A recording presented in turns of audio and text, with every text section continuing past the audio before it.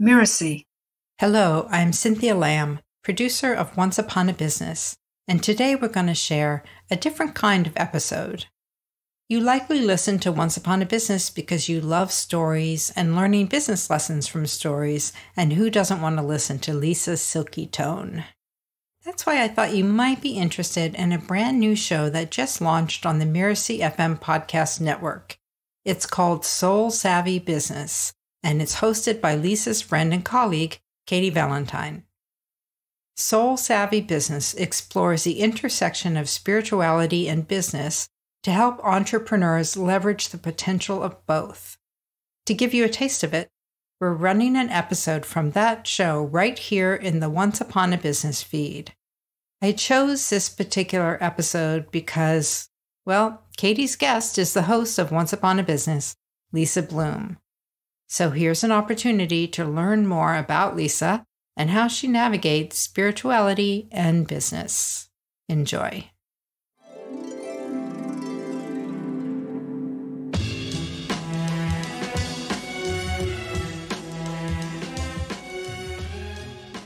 If I have to take on another project, I think about how's that going to throw off my practices or my balance in my life. If I have to make a decision, I'm as likely to light a candle and use a pendulum to think about how I want to make this decision. That's something I never would have done 5 or 10 years ago, but it's something I would do fairly frequently now. Hello, I'm Katy Valentine, and you're listening to Soul Savvy Business. I'm a soul-minded spiritual entrepreneur, a Christian minister, and a New Testament scholar, but don't let that scare you. I support all paths to the divine and use such tools as chakras, dreams, and intuition to get there. On this podcast, we explore the intersection of business and spirituality. We often separate our spiritual selves from our business selves, not fully leveraging the potential of either one. Is it even possible to integrate them if you aren't in a spiritually based business? This series aims to explore that and more.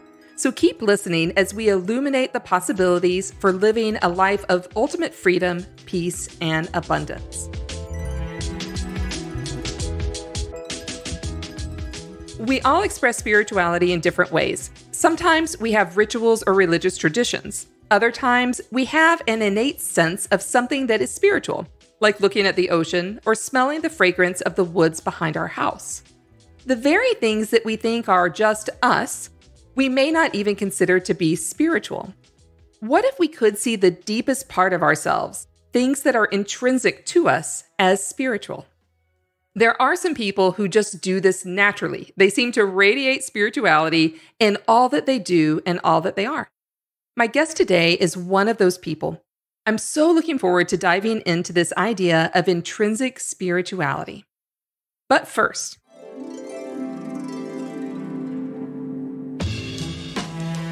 in every episode, I offer a tip around abundance in your spiritual journey. Abundance has to begin from within us. It begins from the inside and grows to the outside when it's ethical and when it's in alignment. To let abundance grow within us, we need something that is innate within all of us, but often gets crowded out with technology and an addiction to productivity culture. We need space. Or more accurately, we need spaciousness. This can come in all sorts of forms of quiet time, of meditation, but also walks outside and just time spent doing nothing. Unfortunately, TV doesn't really count. That's just free time. Spaciousness is the art of being alone with your own best friend, yourself. When we create spaciousness in our own lives, a few things happen. Our thoughts get lighter and more free. We also say no to productivity culture. And while there's nothing wrong with productivity, after all, we're entrepreneurs, our worth is not defined by our productivity. When we build spaciousness into our lives, we tell the universe that we can operate with spaciousness, that we don't have to do all of the time. This is a huge signal to abundance, which thrives with spaciousness. My invitation to you this week is to cultivate a little bit of spaciousness into your life every day, even if it's only for 5 minutes. Do nothing but be with yourself and see what magic happens.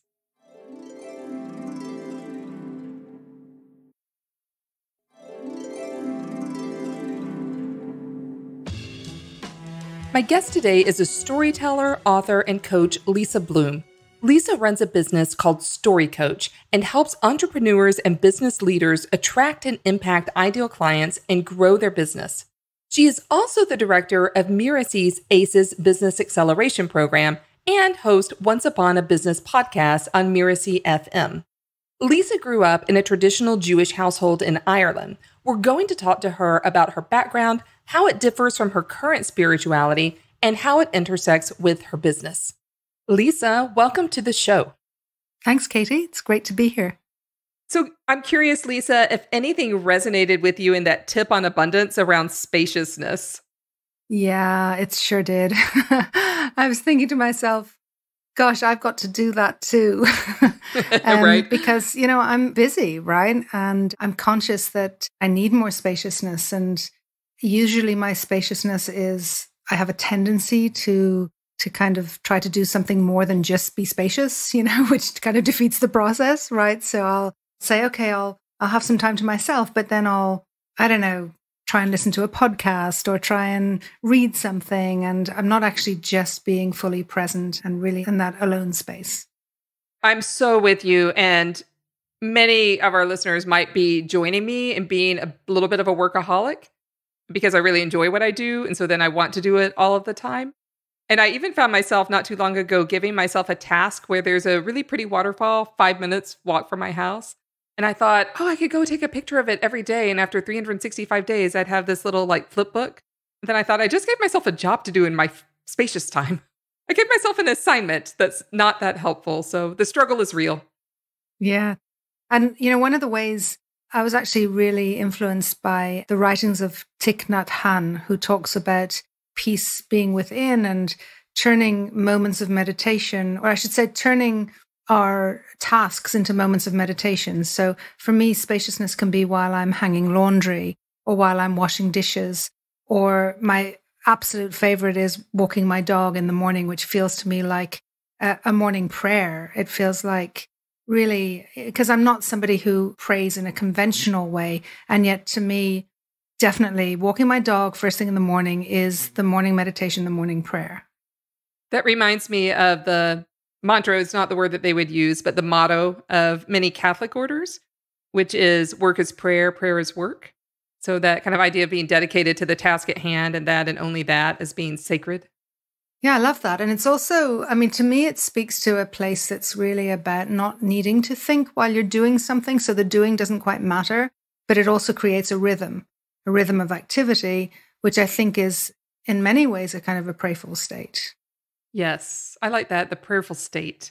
And it can be with very ordinary things. So we don't have to be on a mountaintop or in a 21-day retreat setting, although those are fine, but we don't have to be there in order to have these moments of spaciousness. Yeah, and it fits with the busy life of the entrepreneur because I don't have time or space to sit on a mountaintop or go to a 10-day retreat, at this particular time. I have a lot on, and yet I think making space for that is super important. Lisa, can you tell us a little bit about what word or words you use when you're referring to God or when you're referring to the divine, whatever it is that you call that? It's funny, when you approached me to be interviewed for this podcast, my first thought was me. Like, me? Why me?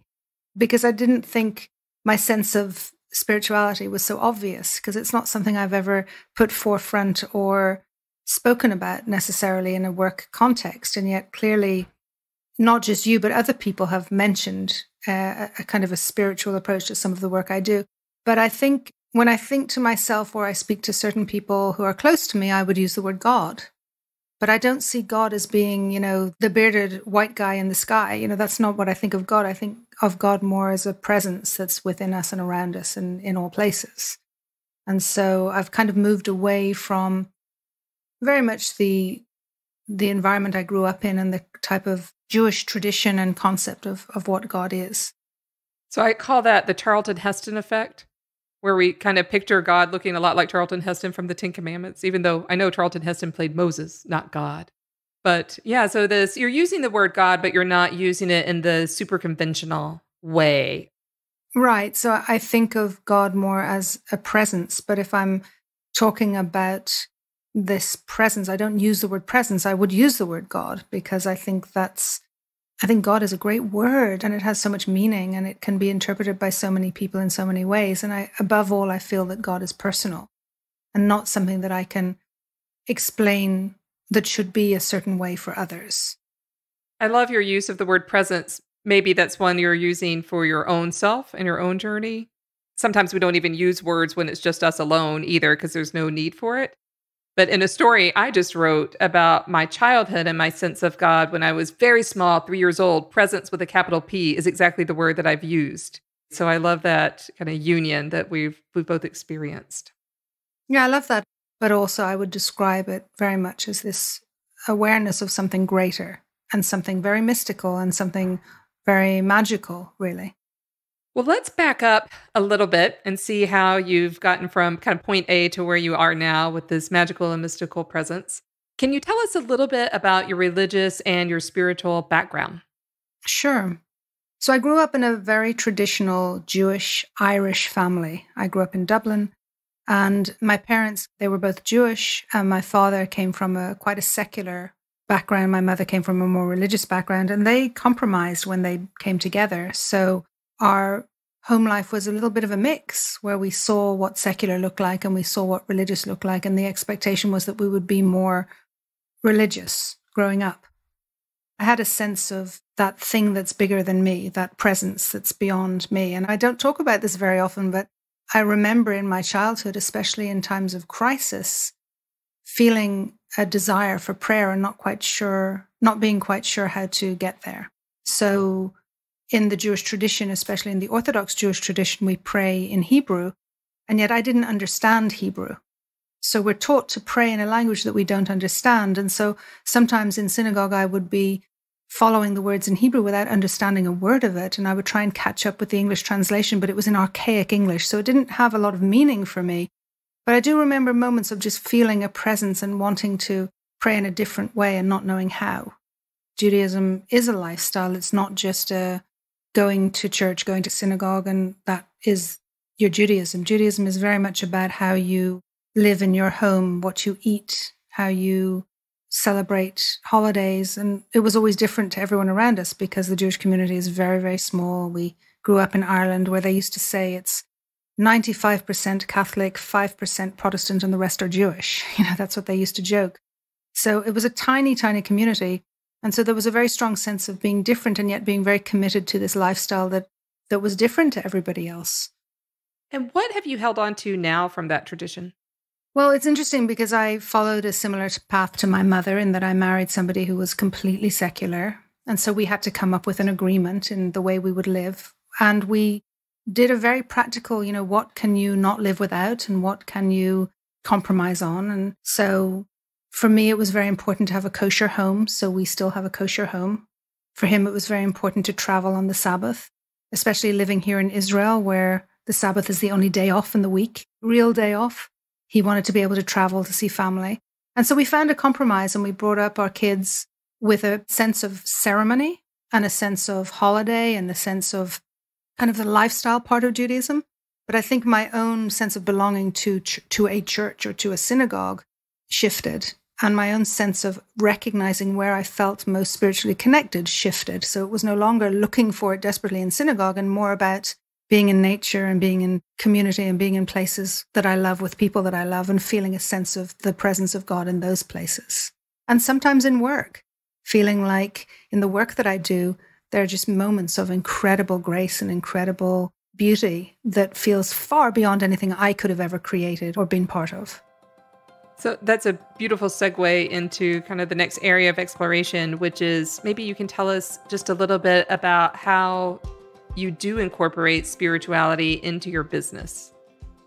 I don't think I do it intentionally. I don't think I have ever looked to or thought about how do I bring spirit into my business in an intentional way. Certainly not when I started out. For me, it was very focused on how do I make a living? How do I make this business work? And how do I do it in a way that feels aligned with who I am? And I think that alignment meant that the spirituality was infused without intention because that's who I am. So there's a spiritual part of me that I haven't really looked or needed to define in a business context. and it kind of seeps in without even realizing. So for me, authenticity in business, and especially online business, especially when you're working in a virtual way, authenticity is so much a part of what I bring and what I teach and what I believe. So if I'm being truly authentic, that spiritual piece is going to seep in without me realizing. And I guess that's what's happened. Yeah, I love that you're doing this just by being authentic, just by being who you are. And in some ways, that's the way we can maybe be the most spiritual beings that we are, by not trying to make a bunch of round pegs fit into square holes. Yes, I think that's true. I think that if we have a sense of spirituality in our lives, if it's important to us, if it's central to who we are and how we see the world, and we're being authentic in business, then it will show up. And it doesn't require an enormous effort. I love that you've been able to keep the parts of the tradition and the ritual. Like, it sounds like you've created a container within your household for that to continue, with keeping kosher, with making, compromises with your husband, and creating a household that honors the traditions without being enslaved to them. Yeah, for sure. And at a certain point in time, you also realize that every person in your home, particularly your children, are going to follow their own path. And it may not be the path that you would want for them or choose for them. And part of my beliefs are being able to just let them find their way and be really open with them. So when I talk about things that seem strange or unreasonable, or, my youngest son said to me the other day, well, I just don't believe that. And I said, okay, that's fine. I'm okay with that. You don't have to believe it, but I do, and it's who I am. And then my other son, a few weeks back, when I was telling him about some adventure I had been on, and there was spiritual content in it, and he looked at me and he said, Mum, I don't really believe that, but I think it's awesome that you do and that you've experienced that, and it's so interesting. And so for me, that my kid can say that without feeling like I was threatening him or pressuring him that he had to believe, that gives me hope that he'll be open to spiritual experience in the future, even though he may not be right now. Oh, yeah, absolutely. And the quickest way to strangle someone's openness to spirituality is to insist on how they have to be, or what they have to believe, or what they need to do.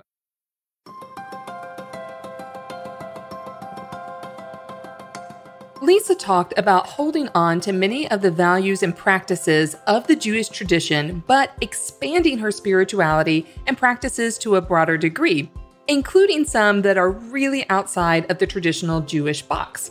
This really resonates with me as a Christian minister who also uses tools that are outside of the traditional church box.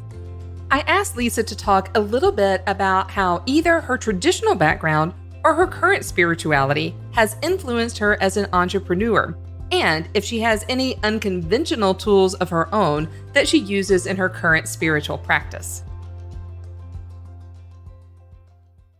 Well, I think when I initially made the decision to start my business and to pursue what I'm doing now, it was very much informed by the culture, which to me is partly a religious culture around the centrality of family.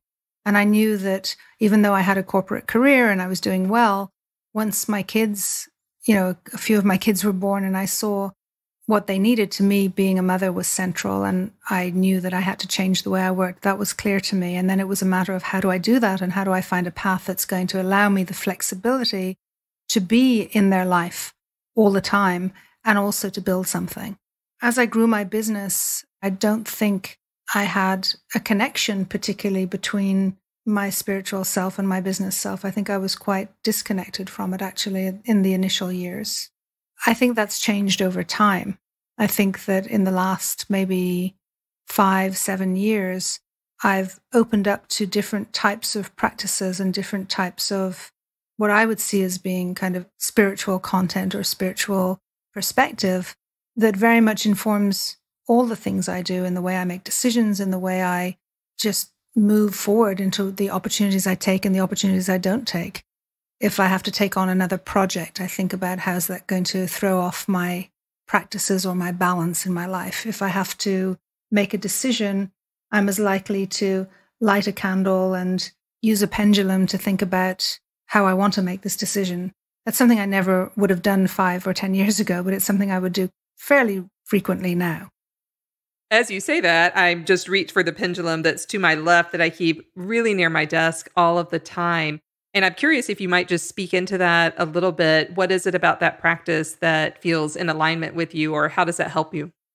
Well, so over the last few years, when I've become aware of things like crystals, ceremony, and being more open to different ways of perceiving and different types of intuition, I might find myself in the middle of a particularly challenging conversation and find that there's a crystal in my hand that I hadn't noticed I'd picked up, but that suddenly it was there. And I believe that those energies are here to support me. And the pendulum is something that I'm fairly new to the pendulum, only in the last couple of years, but it's something that I've seen to be helpful. I do believe we have guides, we have, angels, we have spirit around us that can support us if we choose to allow them in. I've spent many years not acknowledging that or not knowing that or not allowing them in. But in more recent times, I might meditate and ask a question and then the answer becomes super clear, or pick up the pendulum and ask a question and then the answer is very clear, or simply hold a crystal in my hand or on my lap and feel like, oh yes, I know what to do now. So for years, I've been working with people and been able to reflect to them a level of understanding and intuition and perception that I had no way to understand it or describe it or share how I did it. And yet I trusted it. And it didn't come from some kind of a logical, intentional place. I believe it came from an inspired spiritual place. And similarly, I really struggled with stage fright. And I've been a speaker for many, many years, and I've struggled with stage fright my entire life. And I would find myself, when I realized, okay, this is something I truly want to do and I love doing, I'm actually quite good at it, I would find myself, as I prepared to step on stage, in absolute terror, just saying to myself these mantras and these thoughts that were, trust the space, trust the story, know that you're just channeling stuff from somewhere else. It's not you, it's you're allowing this to come through. All of this kind of spiritual stuff, I've been doing it for years, but I didn't really recognize it as, oh yes, this is me being spiritual. I didn't see it as that. This was just me tuning into what was there in that moment and what I felt to be true. So this is beautiful for me to be able to talk about what I call the woo-woo part of spirituality that's actually very not woo-woo once you begin to incorporate it in what feels like to me, for you, in a very, very authentic way, because these are tools. They're not magic wands, so to speak. They don't solve everything. They help us tap into our deepest selves. And I use crystals and pendulums in very much the same way, and kind of the way I appeal to guides or angels or spiritual presences is also very similar. They're part of the unseen reality that exists just beyond my senses, but the more attuned I get to them, the more I'm able to kind of tap into that energy, and it helps me align with my business. And I'm curious if that feels true for you too. Well, it does, Katy, but what also occurs to me is it does not surprise me at all that this is your practice, but how on earth did you know it was mine too? It's not something I ever speak about or have ever spoken to people about. It's so funny. And yet you invited me here. It's so interesting. We'll let the spiritual universe take care of that piece and just be grateful that we're connected in this way and can share this part. And I have a feeling there's a lot of entrepreneurs out there who are secretly like reaching for their pendulums right now, or wishing maybe that they had a pendulum, or those, there might be listeners who say that's just not for me, which is also okay. There's so many different ways to be in alignment. This is just one small tool that, you and I both happen to connect with. When I was a very, very small child, before I could read, I had a cassette tape that went along with the book. And the cassette tape would beep when I was supposed to turn the pages to see the new pictures. My favorite ones were stories from the Bible. And that's really, I think, how I got to love scripture as story, rather than as rules or as a book of condemnation. It was a story that I was invited to see myself in. For me, this is such an empowering way to view and to participate in sacred stories like scripture. Story is such a foundational way that we tell about our spiritual past through our spiritual present. Christians often look to the Bible as a source of inspiration, of story, and let's face it, sometimes as a set of rules. The Jewish tradition, of course, also sees the Hebrew Bible or the Old Testament as scripture. Judaism also has a couple of different sets of tools for engaging with the story. The Talmud is a collection of ancient oral traditions, stories, and commentaries on the Hebrew Bible. These layers of stories and commentaries form a fabric with the original story from the Bible for Jewish interpretation. Another layer to add is something called midrash. Midrash is an interpretation of a story, and it's often done by telling another story. The ancient rabbis would tell a story to interpret a story from the Bible. So in Judaism, there's this really beautiful, rich tapestry of story on story on story that helps explain something important. This is also fascinating to me, and of course, Lisa's business is steeped in the telling of traditional folktales and fairy tales, extracting valuable lessons from them. So I had to find out if Lisa's love for storytelling is intertwined with her own spirituality. You know, I often joke that growing up Irish Jewish, like what else could I have become than a storyteller? Because both traditions are steeped in stories, right? I often ask people this question, who was your first storyteller? Who was the person who told you stories as a child? And one of my very first storytellers in my life was a Carmelite priest who was a good friend of my father's, and he would come over and he bought me a book of Bible stories, and he used to read me these stories. And it was ironic that firstly, my father was very interested in many things, in philosophy and religions, and he was not a very well-educated man. He left school very early in order to work, and yet he was very interested in this, and he befriended this Carmelite priest, and he was a huge figure that really helped me embrace stories. But growing up in Ireland, stories is how people communicate, and it's part of the language, it's part of the culture. And then Jewish faith is full of stories. Some of the best storytellers I've known in my life have been rabbis. So I think that it was always deeply connected for me. And perhaps now is the first time I've ever said that out loud and realized it, that it was deeply connected to my sense of spirit and connection and culture. And so what I've always loved in Judaism is the ability for, a group of rabbis to come together and interpret things differently and then argue it out. And all those writings and those thinkings are recorded, and people are invited to step in and to have their own opinion and their own interpretation. And very often the oldest of stories from the Bible or from any of the interpretations are as relevant now as they've ever been, because they deal with human emotion and human experience. And so that's where, for me, religion comes alive. Although I must admit that over the last few years, I've drifted further from the religion and more towards the spiritual practices. As I thought about what Lisa said about drifting from religion into spirituality, it made me think of my own drifting, how my beliefs around certain things like money have changed as a result.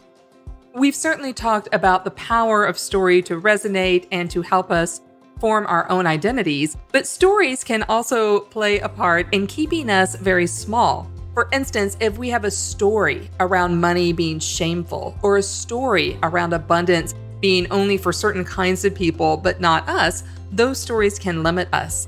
Yet stories can also set us free. When I learned how to tell myself a new story around the value of money, around the excellence of abundance, my own money story changed and expanded and got bigger. And of course, we all know that sometimes spiritual and religious backgrounds can keep us feeling very, very small around money and abundance. I asked Lisa if her own religious or spiritual beliefs have ever influenced the way she thinks or feels about money. So my first reaction, as you asked that question, would be no, not really. And yet, certainly around money, I feel like my family stories and my early experiences were much more of an influence on my attitude towards money and my choices around money. But the sense of abundance is definitely a spiritual concept for me. The belief that all is well, that things happen for a reason, that people are always doing their best, and that the universe is an abundant place. That's definitely a spiritual belief that I have. Yeah, and going back to the abundance tip from today about spaciousness, It feels so resonant to me, what you said, that abundance really is a practice. And one of the practices, there's many, but one of the practices we could put into place would be providing spaciousness. Partly that helps us get out of that fight, flight, freeze. It helps get us into a space where we can experience abundance, like spaciousness itself is abundance. So I'm curious if there's practices we can put into place to help us cultivate that sense of abundance as a spiritual practice. Yeah, and I also think it's about recognizing in yourself what is that space for you or what is that practice for you. So for some people, it means, going to church and praying, or for some people, it means going elsewhere completely. For me, it's about, going to the beach and walking in the beach, especially in winter, or being in a forest, being in a beautiful, beautiful natural space, or just having those moments of laughter with people that you love. These are the places for me that create a sense of abundance.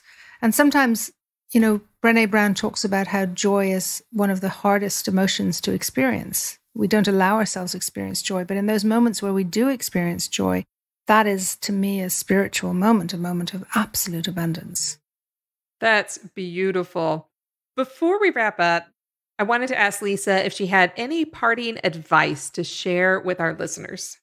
So I'm not sure I'm the person to give advice around spirituality, to be honest, because I feel like such a novice. But maybe that's the advice, is allow yourself be a novice. Allow yourself the grace of learning and exploring and figuring out what are the right places and spaces and practices for you that help you to connect to something that's going to give you that sense of meaning and spirit in your life, and not to expect that it's going to happen fast or that it's going to be what everybody else does or what anybody tells you that you should be doing, but instead this gentle exploration around where you need to be and who you need to be.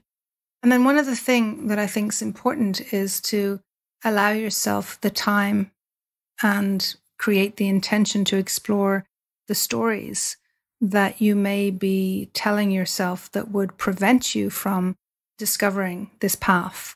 The stories that don't essentially belong to you, the stories that somebody else has been telling you or that you've been told over years or in your childhood, that would tell you that you need to do something or be something that you're not. And allow yourself to let go of those stories and create new stories for yourself. That would be my piece of advice. I can't think of any better advice from a story coach than to explore our own stories and see which ones are real for us, see which ones need maybe new endings or new beginnings, and to launch from there. That's wonderful. Thank you so much. What is the best way for people to find you? The best way is on my website, story-coach.com. Perfect. Thank you for having me. You're so welcome. Thank you for being here.